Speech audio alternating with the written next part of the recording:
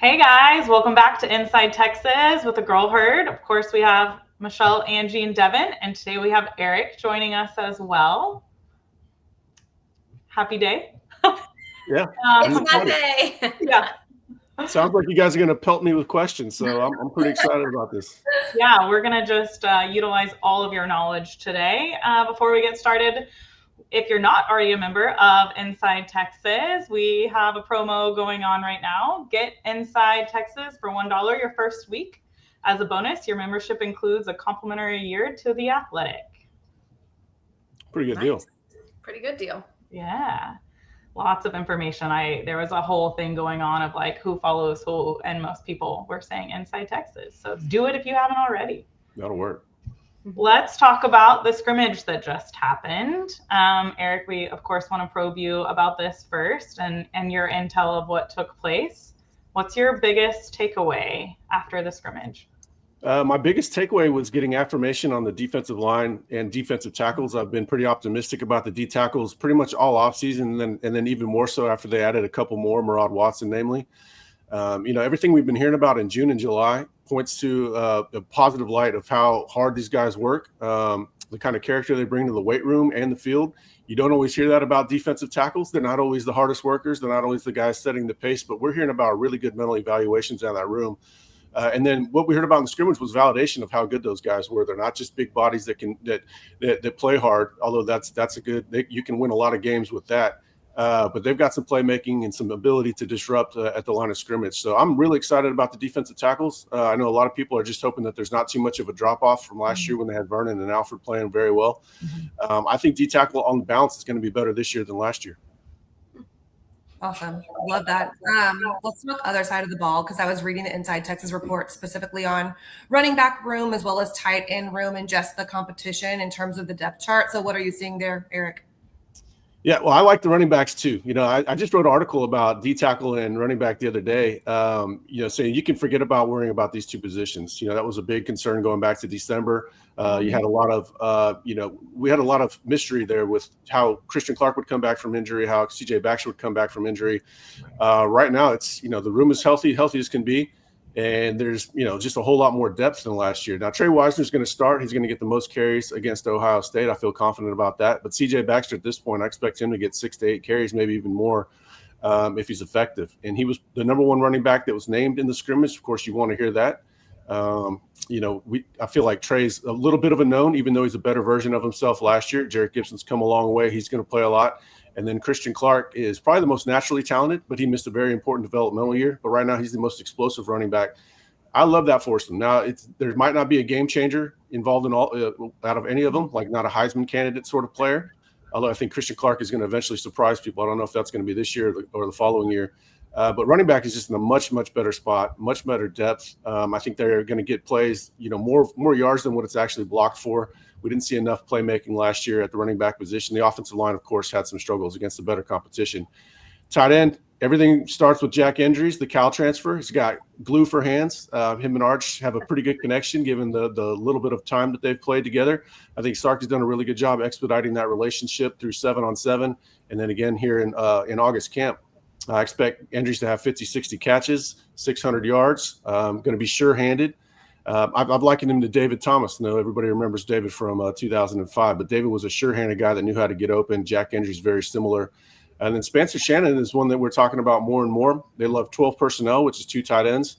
And so you need a bigger body that's more of an inline blocker, and Spencer's doing a pretty good job in that. Now, I want to see it with my own eyes against good defensive ends. But obviously he's not going to go up against any better defensive ends than what he's going up against in practice every day.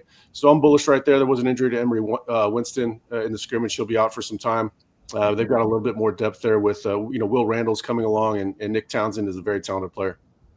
You gave me the perfect segue into our next question. We've been talking a lot about Coach Akina being back. So is our defense going to be the hardest defense that we face this year?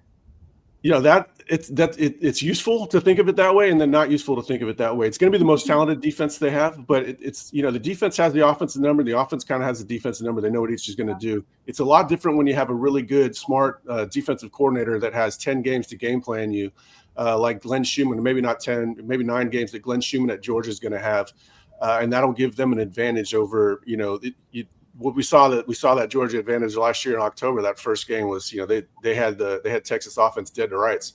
So it is the most talented offense or defense that the offense is going to go up against, and that's very useful in one-on-one scenarios where you want Trevor Gooseby getting ready for the season, you want Brandon Baker getting ready for the season.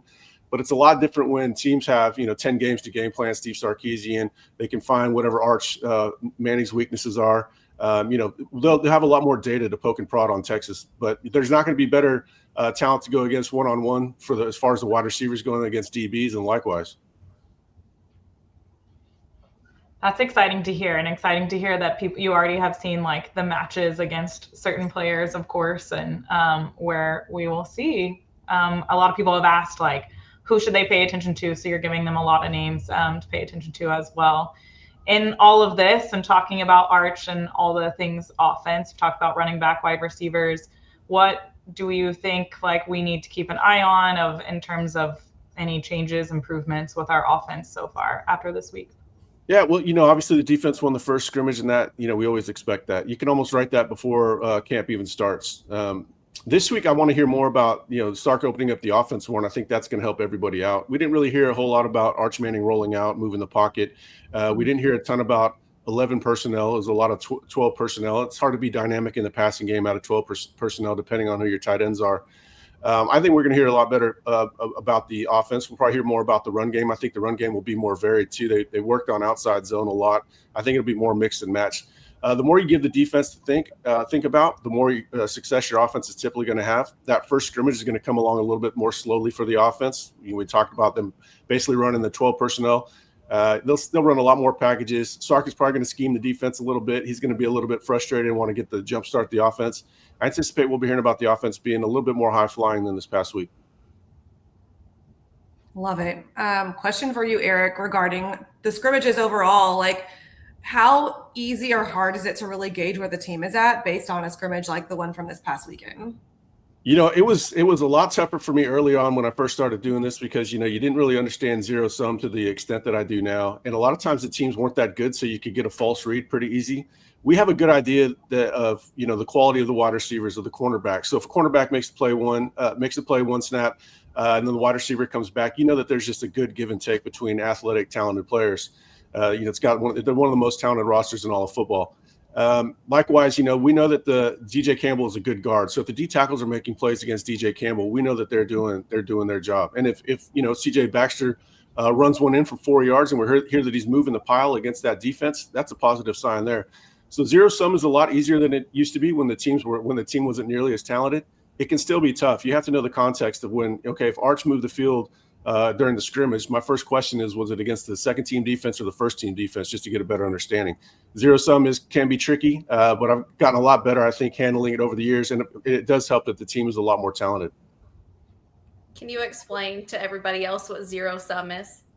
Yeah, well, if you're going up against your teammate and you're doing well, that means, okay, that's good for you, but it's bad for the teammate, right? So it could mask an inefficiency while you're sitting there focusing on the positive. We used to hear reports about, Charlie Strong would get excited when his defense would kick the offense's butt. And I'm sitting there going, that's not a good sign, coach. That's not exactly what you're looking for. You definitely want a lot more balance. So, before I started getting into this, I'd read practice reports from people, and it would be like, the defensive line is kicking the offensive line can't be moved. And you're like, that's just not how it can't possibly be that way. If the defensive line is winning, the offensive line is not. Zero sum is the balance between those two. But like I said, when the roster's talented across the board, zero sum doesn't bother you as much because it's just good players making good plays against other good players. I think it's interesting that comes up. I think it was Mac Brown in one of their last episodes. He was talking about wanting to make sure that each side of the ball came out confident from practice, right? Whether they ended on a good play on the offense or the defense, and how you balance it so that they stay with it, right? Like one is not getting pounded completely one day and vice versa. Yeah, and I've normally heard about, there's definitely times when they were trying to build confidence last year for Quinn Ewers after that injury and then the Georgia game. They were working a lot on building confidence, and they would use practice to do that. He would have some really good practices, but we know that the practice was kind of set up for him to gain his confidence back. Yeah, you don't want Arch Manning going in there second guessing everything about life, right? And it is a good offense. We're hearing that the offensive line is pretty good. It's just we're relying on people that know what good looks like and understands that they're going up against a very good Texas defensive line. But as far as understanding how, they've got a year under their belt in the SEC, that they know that this is a competitive offensive line in the SEC. But it can be hard to gauge at times for sure. And I think that there's going to be more confidence in the offense the more snaps they get. It's choreography. Timing matters a lot more on offense than it does on defense. They can't just pin their ears back and go play. You need more cohesion, and that takes a little bit longer to build. I think everybody involved understands that. All right, we have more questions for Eric, but first, let's hear a word from our sponsor, Luxe Kitchen and Bath. This video is brought to you by Luxe Kitchen and Bath. Luxe has been offering high-end kitchen and bathroom remodels for 3 generations throughout the greater Austin area. With 5-star review after 5-star review on Google and Facebook, and an A+ rating from the Better Business Bureau, you can put your faith in Luxe Kitchen and Bath's award-winning designers and skilled craftspeople to bring to life that dream vision of your special home. But that's not all. Luxe's all-star team provides full remodels, large additions, and even commercial build-outs as well. So call Luxe Kitchen and Bath at 833-358-LUXE today. Or visit luxekitchenbath.com to discover where quality meets luxury and begin the process of transforming your home. Get a free quote today by calling 833-358-LUXE. That's LUXE. Or by visiting luxekitchenbath.com. Link in the description. Hey, LC, that's going to be my running mate for this world tour we're doing for happy hour. So he's coming down to Houston, and we're going to go to Austin and then Dallas in 3 successive days. So hopefully you guys come out to Houston. We have it on our calendar, so I think we have to now. That's what that means. Yeah. We got to do a little meet with LC, and he was telling us about y'all's road show, and I cannot wait for this. Yeah, Same. Couldn't think of a better person for you to do this. Oh yeah, we've hung out a few times. He was in town for a game last year, and then we also went to the Cotton Bowl against Ohio State. And so yeah, it's we know what we're in for 3 days. I think that's our max for hanging out 3 days. It's like going to New Orleans. You can only go for 3 days. Vegas. I was about to say going to Vegas. Only can go 3 days. Oh my goodness. Well, he may have some more questions for you, but for a little bit here, we want to go ahead and get to know you a little more and ask your thoughts, of course, all around Texas and game day. So we'll do a little rapid fire. Are you ready? Probably not, but we'll see. Probably not. Connor told you to prepare, Eric. Prefer watching the game at home or in person? Home. Favorite Longhorn team goes to what year? 08. Mm-hmm. Icy whites or burnt orange? Burnt orange. Ooh. Tailgate drink of choice? Cold beer. Favorite college football stadium, not including DKR? Notre Dame. Mm. That was like being on a movie set. It was amazing. And they were playing Michigan for the last time in a while. It was crazy. It was like 2012 or so. Favorite NY6 Bowl stadium/city? Ooh, Pasadena for stadium, but I don't want to be out there otherwise. And then New Orleans for city. Too much fun. I think New Orleans would be our choice. Yeah. Yeah, absolutely. Best game you've ever covered? Well, we've got 2 beat writers now. I don't really cover them from the press box, but every game I'm at, I offer opinions on. So I'll go 2023 Alabama. That was so much fun to see that the disappointment in that fan base. It just come up over each quarter. It was great. Yeah. Most electric player you've seen in person? It's got to be BY. Fair. Who's the best coach in college football today? That's Sark. Favorite under the radar recruit you've covered? Ooh, Charles Omenihu. He had a chip on his shoulder. He came in with all these 5 stars, Malik and all them, and he had a chip on his shoulder, and now he's balling out. Who's the most underrated coach in the country? Kyle Whittingham at Utah. Oh, listen up. Favorite Texas Longhorn player of all time? That's Malik Jefferson. Never be top. Most talented Texas roster you've ever seen? This one. Who's your favorite all-time Texas quarterback? Got to go Ellinger. Tough guy. Oh, That was a good one. All right, so I'm up next. First question: what's the biggest recruiting battle you've covered? Oh man, 3 stick out. Arch, Malik. That was massive between A&M and Colin Simmons. I got to go Arch, but Malik in real time was a whole different animal because A&M was involved. Always.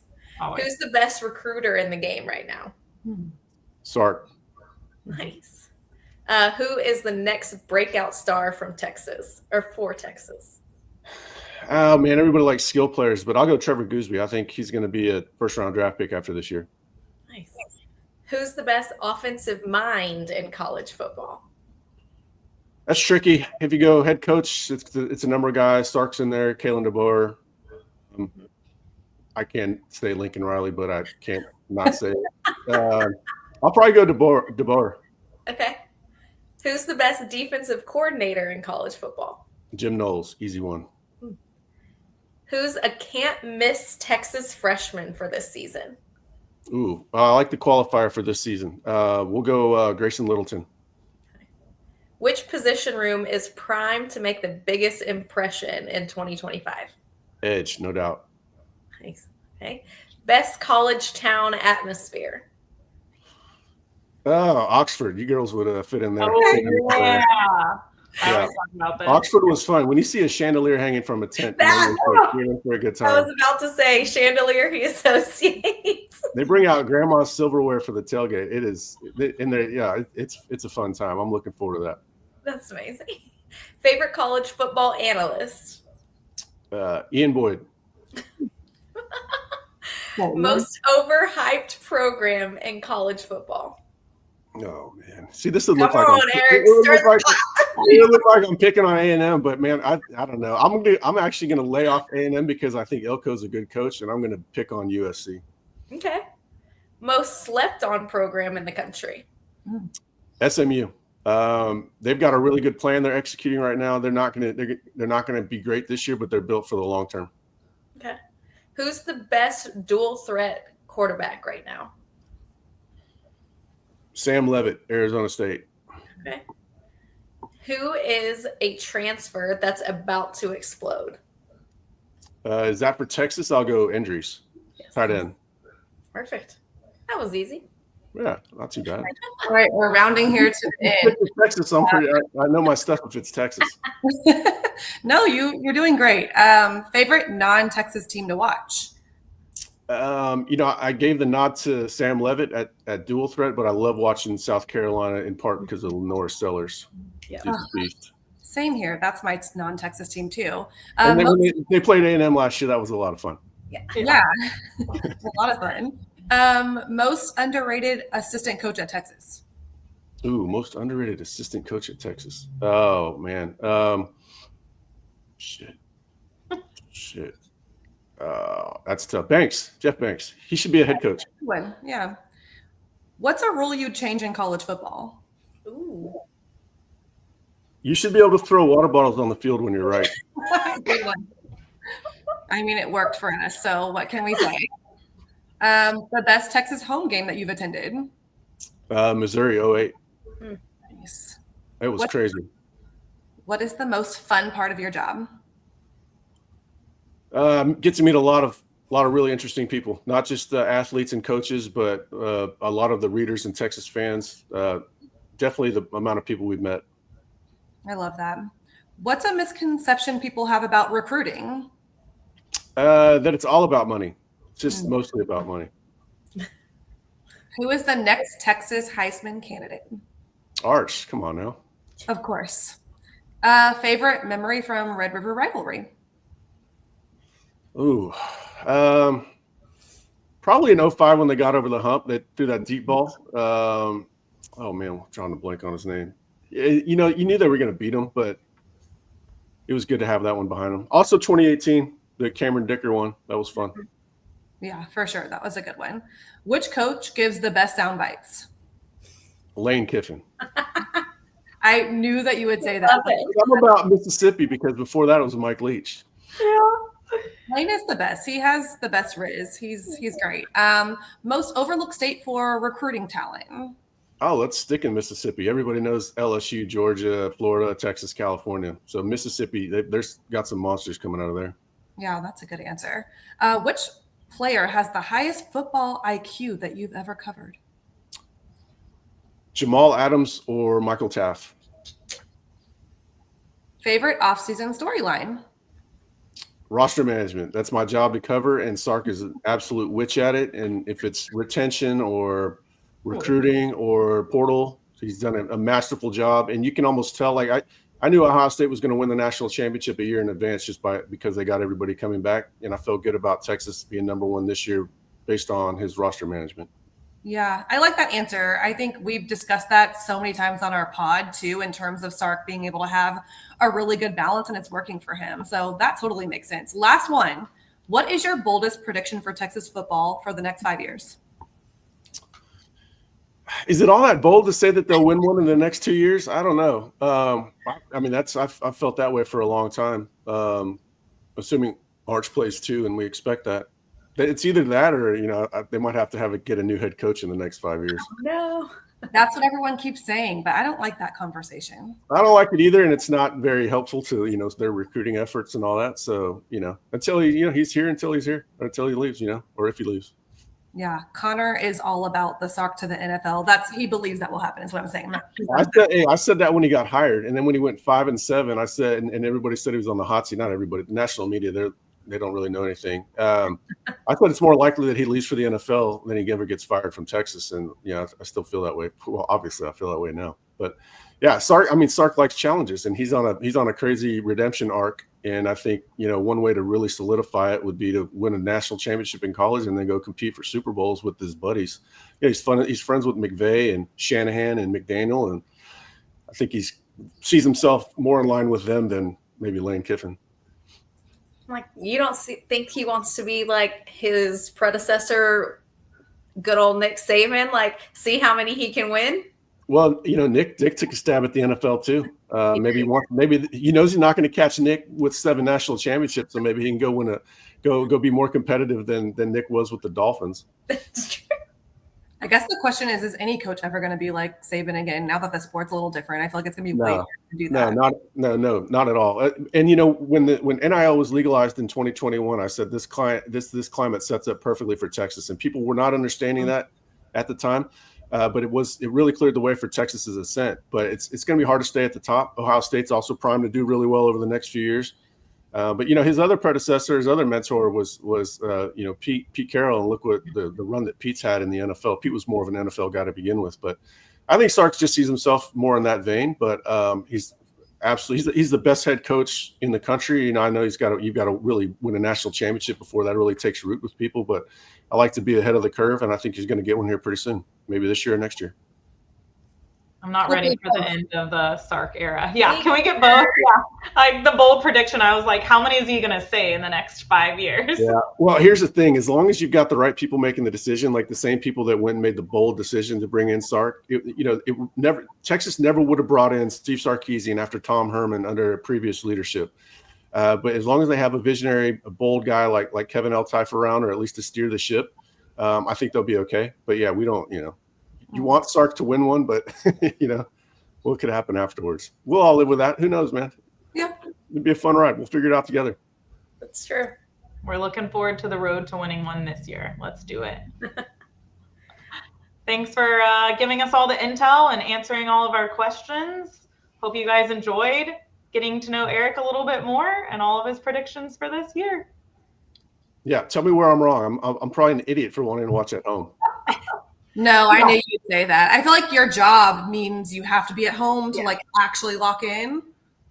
So yeah, it does help. I am better at my job when I'm not tailgating. There's truth to that. But that's why we have having too many cold beers. Yeah, that's why I have beat writers in the press box. We got a photographer on the field, so we have you covered. Leave it to us. Tailgating or not. Yeah, we'll be the little social butterflies. There you go. We'll go to the game, be there in person.